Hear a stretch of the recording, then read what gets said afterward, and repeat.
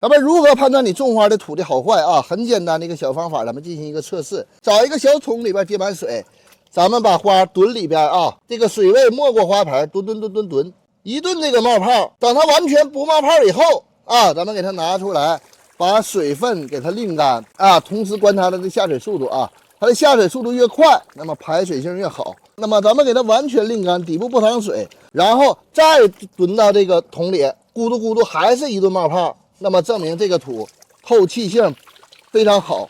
咱们沥干水以后，咱们去沥盆啊。如果这个盆由轻变得重，那么证明这个土保水性强啊。你随时给它进盆，它都咕嘟冒泡啊。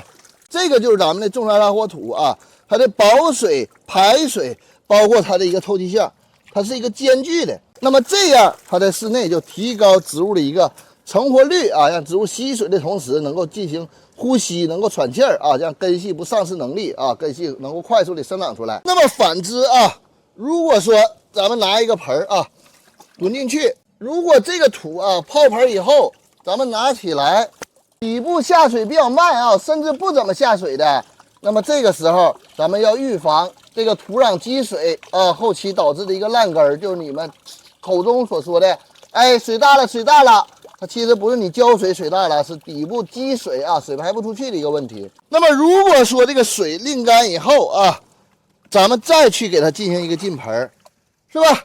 这个土它不冒泡，证明什么？这个土的保水性过强啊，它不透气，是吧？这时候你就要考虑是否要给它换土啊，在季节温度合适的情况下，咱们尽量的给它换一个好土。那么一个小方法测试出来，咱们这个土适不适合你去种花，你去浇水啊？别忘了点赞关注啊！自从学了养花以后，咱们就都得了一个病啊，叫做土壤酸碱度的一个综合症。你不管你得的是综合症，你还是焦虑症啊，咱们科学的去看待土壤的一个酸碱度啊。怎么才能确定这个土到底是酸性还是碱性？你不要盲目的猜测，是吧？咱们来进行一个测试，然后针对性的调节一个土壤的酸度啊！你不要说土还酸呢，你这调太酸了啊，这花酸死了。首先咱们找一个空瓶，往里边去塞土，然后咱们往那个瓶里倒入蒸馏水啊，这个水和土的比例那么是1比1啊，一半土一半蒸馏水。提林地给它摇晃均匀，咱们静置了10分钟以后啊，然后给它这个水给它沥出来。你用这种 pH 检测仪也好，你用 pH 值试纸也好啊，最后测出来的这个值才是你真正土壤当中的一个土壤的一个酸碱度啊！你不要去妄想说这个土我浇完以后它变这个碱了啊！你测完以后针对性的去调酸调碱，那么这样才是科学有依据的土壤酸碱度的一个测试。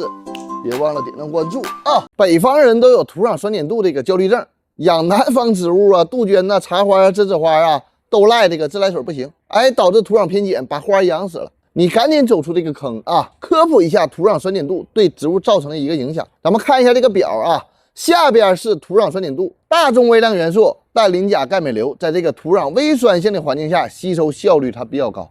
土壤过酸会造成吸收效率降低。这儿呢啊，土壤过酸，它吸收越来越少，哎，土壤过酸会造成植物的吸收效率降低。那微量元素铁、锰、硼这些，土壤越碱的状态下吸收它越不好。那新叶出现叶脉绿、叶肉黄啊，就是可能土壤偏碱的现象，导致铁的有效性降低，植物吸收不上来铁了啊。但是磷吸收可能会更好，哎，它更开花。叶片向下畸形，植物缺硼。结果的植物，柠檬啥的，哎，这个果不长，可能缺硼，就是土壤可能偏碱了啊。土壤酸碱度它是一定范围之内的啊，它是浮动变化的。像我在沈阳的自来水 pH 值7点几啊，不是我浇几次这个7点几的自来水，土就被中和了啊，它变成碱性了。那有可能长期使用会偏碱啊，用柠檬酸呢，用硫酸亚铁去调酸呢，也不是说我用一次这个硫酸亚铁，这个土它就综合性的这种变酸了。咱们说深一点，就是土壤的酸碱度，它是氢离子和氢氧根离子它们在土壤当中阴阳离子交换的时候的